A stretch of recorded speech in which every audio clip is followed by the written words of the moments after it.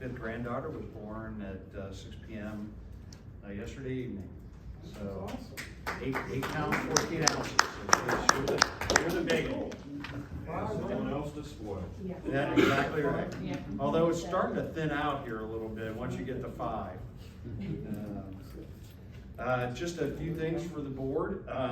We received a grant in the amount of $122,000 for the Retention, Recruitment, and Resiliency Grant that I applied for back in June of 22.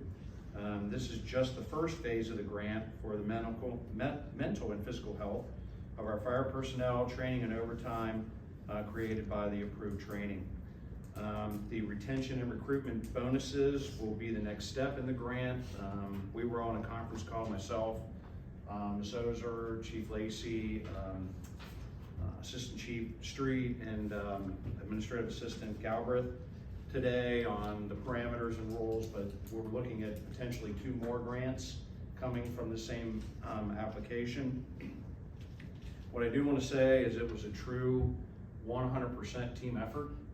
I did the initial application and revisions on that. The initial information was sent to me by Trustee Blanton, and then the Chief's team did a wonderful job. So congratulations to Chief Lacey, Sissy, and Rob on their very, very hard work on this. And if you look at the website, you'll see for a department our size, we knocked it out of the ballpark. Awesome. So hopefully the next 2 phases of that will do the same thing, okay? We secured $37.50 from We Thrive. We're gonna have 2 farmers markets. I ran it by the chief already. The first one will be the 2nd week of May at Firehouse 69. And then since our Three Rivers campus is a We Thrive campus as well, we're working with them to have a 2nd one there in June after school obviously lets out. This will be just like if you were grocery shopping, you know, somewhere else, except, you know, as for our food insecure population to be able to shop at this. And so those are, I'll get you the dates as we secure it up next meeting, right? We're gonna secure the dates next meeting. I'm talking to Carrie because she's in those meetings. And we'll make sure that it gets out. So if you wanna volunteer, you can volunteer. And just throwing it out there for food for thought is if you guys contribute, you don't have to, but if you felt like you wanted to contribute to the cause, we could run 2 more maybe in late summer and in fall, and we could actually run 4 rather than just 2. Yeah, we definitely need to look at that. So, But you do know that We Thrive cost the township quite a bit of money. right. When they made the skateboard park, two-wheel parking from the senior center, we had to buy a house, tear it down, build a retaining wall, Skidmore, because we had no parking. Okay. I attended the Southwest Ohio Township Administrators Association meeting on January the 11th, 2023. The topic of discussion was proposed changes by Hamilton County. They want to adopt, considering CRAs, enterprise zones, and any new TIFs. You have a sheet that kind of summarizes that. That's attached to your report on what they would like to do with that. In other words, I'm not saying that we would apply for any of these, but I'm saying it's going to make it much, much more difficult. And what these are tax breaks for if a business wants to invest in a property, or if you want to have a business invest in a housing enterprise to get tax breaks. And you all know what TIFs are. But the CRAs and the enterprise zones also allow tax breaks for businesses to develop property if it's in a business zone or other housing developments. They're really putting some restrictive rules on that I'd like you to be aware of and look at, just so you have all of the information. I set up our opioid settlement portal, so we'll be receiving our share of that settlement soon. The amount would be about $4,000. There was talk between the township administrators, that all of the hoops that you have to jump through, to distribute that, you know, may not be worth the funding. So there is talk of sending that all to the county and just saying, distribute it, you know, that way, but that's just talk right now. But our portal is set up, and our payments are set up with all of our information, on that. Hamilton County Resource, which is the old solid waste, district, is gonna be bringing out indoor recycle bins to us free of cost, to assist us with, recycling efforts. We already have recycling cans, but these would be like the cans in offices and office spaces, to separate the recyclables, from trash. And I do have that resolution that I sent out to all of you, about a week ago, authorizing, certain positions to be able to spend up to $1,000, on behalf of the board that needs to be authorized every year, for our department heads, and that to be able to spend up to that $1,000 limit. Obviously, it would still go through the approval process, but it would authorize them to spend up to $1,000. Like per time, Per month. per day? Per month. If you look, this was done by legal counsel. It was per day, we like the per day version. Well, per day, that'd be nice. So this is in relation to the email that I sent to Alex, correct? Yes, Okay. that's correct. This resolution is what I brought up, that the board has to approve that on a yearly basis because positions change. And, you know, you might add a position as a department head, you might subtract a position as a department head. And if you have an old, you know, I mean, it's supposed to be done every year, on a yearly basis, is what it's supposed to be. It says in here, obviously, several questions from the board. It says in here to meet with department heads. On this section 4, they said it was discussed in open meeting, and there were committee meetings. When were the committee meetings? I mean, we left off the safety department and the IT department, because we're supposed to have 6 departments, and it doesn't show 6 there on section 2. The very top of it, it talks about a $10,000 expenditure. And they show parentheses, it only shows $10. So I think it needs to be rewritten. It's something we probably need. We do have Alex will be here tonight. Alex will be here tonight. He's the one that drafted this. Also, I did send that out about a week and a half ago, for input. And so, I didn't get any feedback, on that. So that's what I was left with. Yeah, there are, I went on past practice.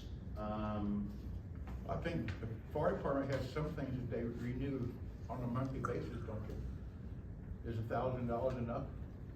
Well, if it's an automatic. You can go up to 10. Up to 10. I know you can go up to 10, but you know, I think it should be before you go much above 1,000, it should be an authorization there, not just you go up to 10 to spend 10. I don't know. Well, that's not, we're setting it at 1,000. Yeah. But the everyday things they order, they have to order for the fire department, that's. Right. Well, I think the fire department would be the exception. And I'm okay with that, except like I said, I sent this out probably 10 days ago and asked for feedback, and I didn't, so I kind of just drafted this, and obviously it's for discussion. So you all are aware, if there's changes that need to be made, legal counsel will be here tonight, and you can put your input in with him, but this was an actual draft by our legal counsel. you know, I just couldn't figure out why he didn't have all the department heads. You gave us the department heads the other day, the 6 of them. And,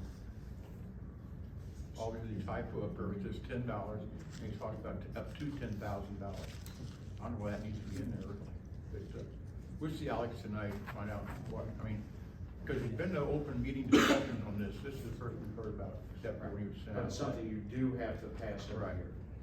And Well, we haven't had open meetings on it, but that's what we're having right now.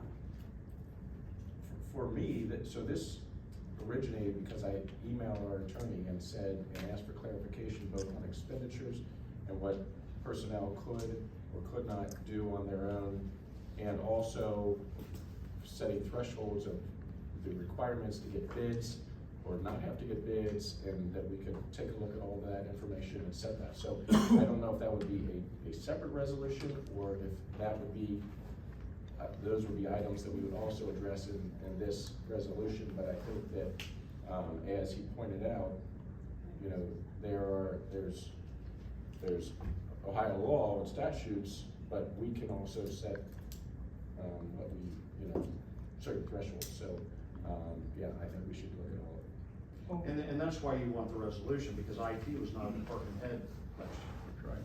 So that's a prime example. And under this, IT wasn't in here, neither was safety. Right, and like I said, I went off what would have been past practice, because I didn't get input because I asked, you know, what committee, you know, what department heads that were under your committees. You're right about You want that. We do have a restriction. We've had a restriction on it for some time, haven't we, Cindy? On the credit, even on the credit card, We've yeah. always just said 500. Yeah, 500. But we've And never that's had, in writing. we've never had a resolution. Yeah. So why don't we, which we need a resolution. Right, and I So agree. why don't we table, talk Till we more, meet It's fine with me. and then we'll come back on the I record. wanted to be brought up because I didn't And then we can, feedback it. hopefully, what we need to make adjustments to, we can make it, read it into the record, Good with that? approve or not approve, and move forward with it. Sounds good to me. And, So, I'm sorry, okay. All right. is there, can I ask a question on TIF? So, I know this is the proposal from the county, so this It is isn't just a yours. proposal at this point. But it discusses if the township proposes to create a TIF, since we're already a TIF, does that apply to us? It does not. Okay. And it would be for if there was an application for any new TIF. We have a residential tip. This pertains to a business tip. No, not, this TIF is, if you look down here, it talks about affordable housing. Okay. If you look at the a CRA is different than an enterprise zone and a TIF, as you know. A Right. TIF, but if you look at now, the restrictions on should we want to expand or put a new TIF, it doesn't affect our current TIF, okay? It's any new, TIFs that would come into play should the board decide they wanted to TIF a property or do a community reinvestment area or an enterprise zone, which an enterprise zone is business.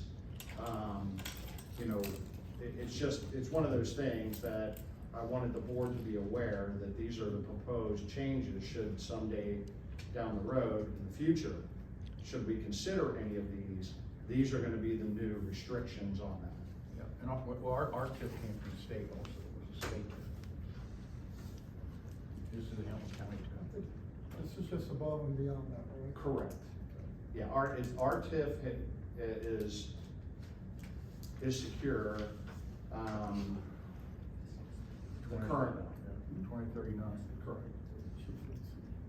Chief Lacy, you have a question? I don't know if it's in there, that there's a savings clause or something in there that after hours on the weekend, we would need an emergency expenditure for demolition, board up, whatever, that there'd be a clause in there that addresses that. I don't know how you would do it, if you've already addressed it in there, Dan, I'm not sure. Well, I simply address department heads, and that $10,000 threshold is set by state law. So the board can say, you know, give the fire department authorization to spend up to $10,000 for an emergency situation. They can manipulate that. The board is allowed to manipulate that. The reason it's here is because this does have to be passed every year because department heads change and the board has to